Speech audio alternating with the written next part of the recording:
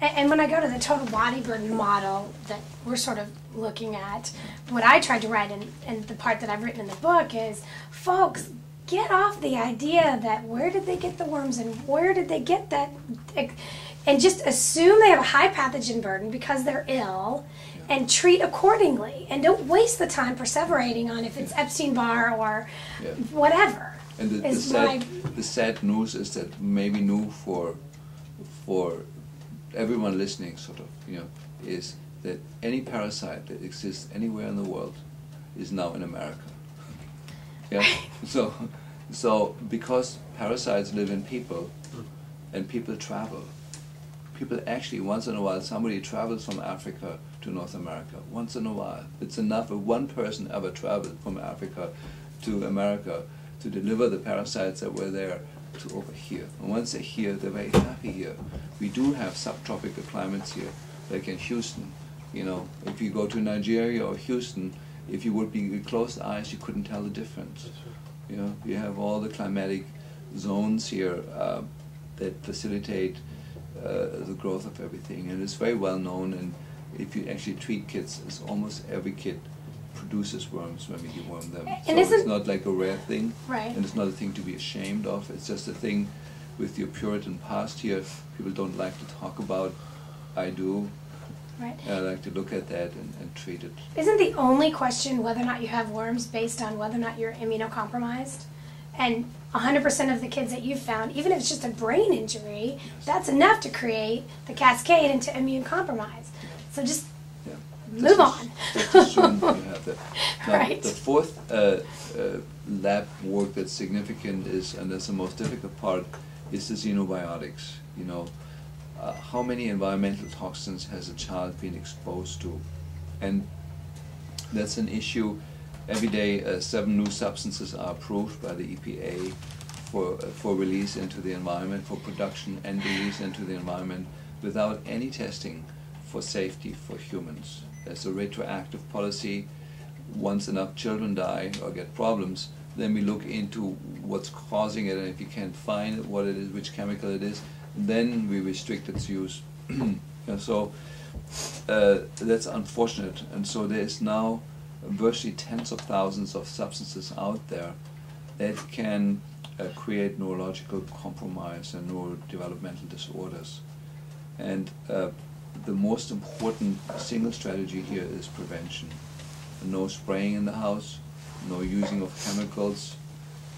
Laundry soap is highly toxic to these kids. Fabric softeners, no. Fabric softeners, so wash the laundry of the kid without laundry soap as much as you can. Get one of those balls that create homeopathic effects that wash the laundry quite nicely without anything. Or use Hulda Clark's recommendation, putting some baking soda in the washing machine instead of laundry soap. Vinegar. Borax. Use borax. Use those tricks that are absolutely non-toxic to wash the laundry, so to minimize the absorption through the skin from laundry residues. Strip the house of all carpets. So minimize exposure is number one. Don't live on a golf course. Sell your house, move away from the golf course. Because of the pesticides in the grass. They're sprayed every morning when the nice mist lifts off the grass, and the wind blows, it blows it right into your body.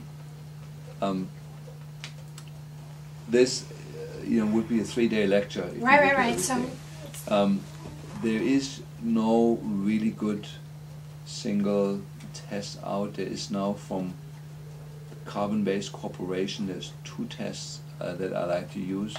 One is called a urine organic acid test. Okay.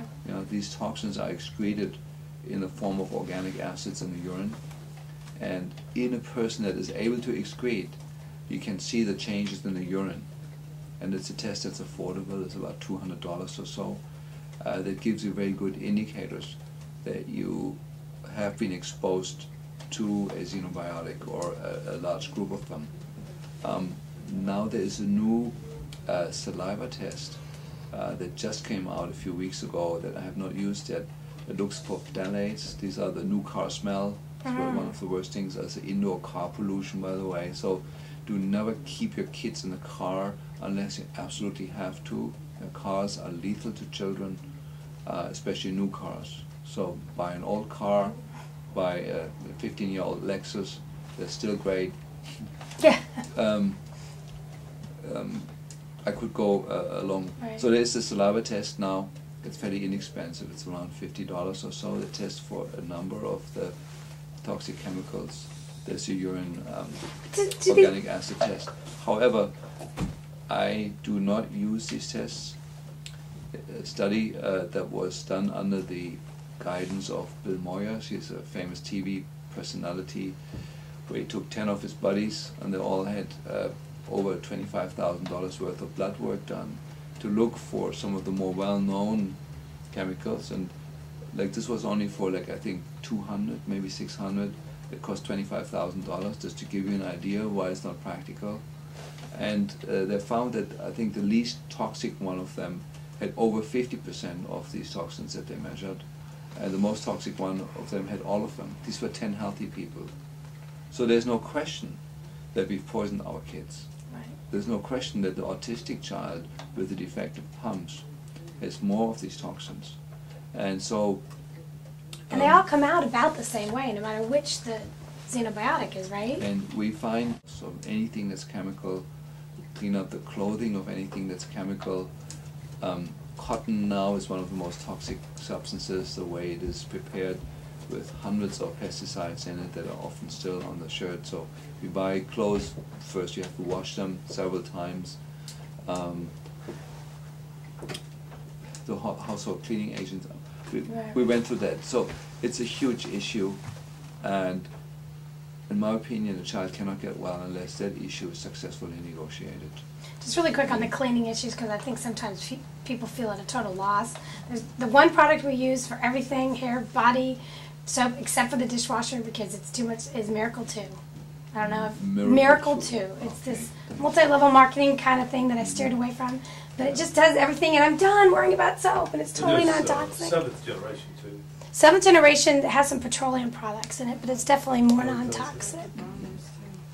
I just think, I went through all of this at Whole Foods, did a variety of all this stuff, and it always made me crazy. And then finally I ordered some of that stuff off somebody's website, and I love it. I'm just done. If we run out of soap for the kids in the shower, we use it. If it's all one soap. It does everything. And it makes it simple.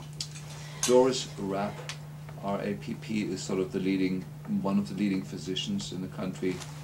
Has written several books, articles on non-toxic living, and it's just, I recommend this person needs to get cognizant on these issues. Hulda Clark, I still like her book, The Cure for All Cancers.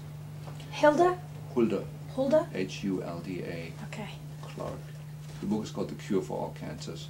Gives an excellent, simple overview of how to wash your hair, how to wash your body, how to prepare the laundry in a non-toxic way. The same principles that apply for non-toxic living for autistic children apply later on for people that have developed cancer or adult neurological diseases. So, or in other words, what's causing cancer in grown-ups is causing autism in young children.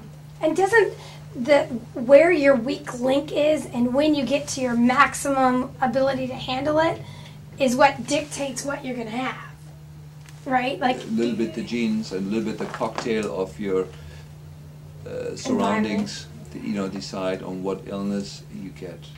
But the way home for all of these people tends to be very similar. The way home is to look at all these cups and work on all of them simultaneously in simple ways. Right. Now, the fifth issue of toxins coming in is the electromagnetic stress. And diagnostically, there is a school in the United States called the Institute for Building Biology. It's in Florida.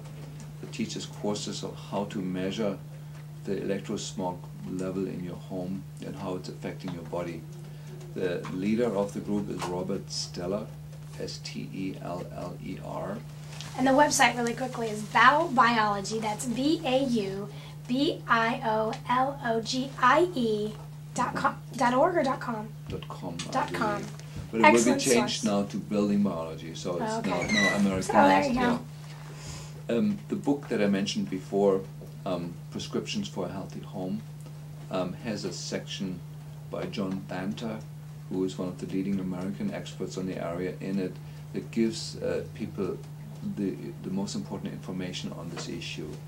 But basically it would require measuring a home, would require equipment that costs approximately a total of $2,000, with which not only the electromagnetic fields and magnetic fields can be measured, but also the radio frequencies, radio wave and short wave and microwave from the cell phone towers. And I do feel it's an absolute deficient area in medicine in the US, that there is not, you cannot look in the yellow pages in the phone book and get your electromagnetic expert to come to the house and check your home for $200, which it should be, you know. And so that will be, it very clearly is emerging in other countries as a science, as a specialty, as a subspecialty, and will emerge here as a subspecialty. But so far, this testing is not widely available, and therefore I'm recommending to get what's called a demand switch. That's an electrician can put that in your house for about $200. It's a switch you have by your bed, and when you go to bed, you push this button, and it deadens all the circuitry in the house. Basically, it goes to the fuse box and turns all the fuses off. And when you wake up in the morning, you put it back on, or if you need to go to the bathroom, you put it back on, you put it back off. This at least gives you electric quietude for your home, for the things that you have control over. Yeah, and so I feel it's an absolute must to do that. You know, the cheap version is to just go and turn the fuses off. Right. You know. Just if I may ask you a question about that, and this close with another one. The connection between autism and cancer is what? The connection between autism and cancer is this: when you expose the growing nervous system of a fetus or young child to a number of environmental toxins, it will create a neurodevelopmental disorder, but not cancer. If you expose a grown-up with a fully developed nervous system to the same toxins, it will have very little effect on the nervous system, but will severely damage the immune system, which is now the vulnerable structure in older age. Okay. Yeah? The immune system in a fetus isn't developed yet. There's Yes. nothing to be damaged. Right. It's the nervous system that gets damaged. Later on, like in my age, my immune system is shaky. It's aging faster than I am and is highly vulnerable. And if I get exposed to stuff today, it will most likely result in cancer. And that connection between you being exposed and a low immune system as we get older is what? But the same toxin that is causing damage to a nerve cell when you're a fetus, the same toxin, when you're exposed to the same toxin when you're 50 years old, will damage the stem cells in the bone marrow, the cells that make your white cells. It will distort them, their production, their quality, their health. And then when these cells go out and trying to clean up microbes, when they try to kill cancer cells, they can't do it anymore because they're weakened by the toxin that got into them. But that theory assumes that there's cancer cells to begin with. Which there are. Yeah, yeah. So your all have thesis cancer is that in cells. adults, there's all cancer cells are there. Oh, absolutely. Oh yeah, Okay, we all have. that's what- Yeah. All of us have Yeah. cancer. So the ability to fight it is what's affected Yeah. by the toxins. The only reason we don't all have cancer is because we have an immune system. Okay.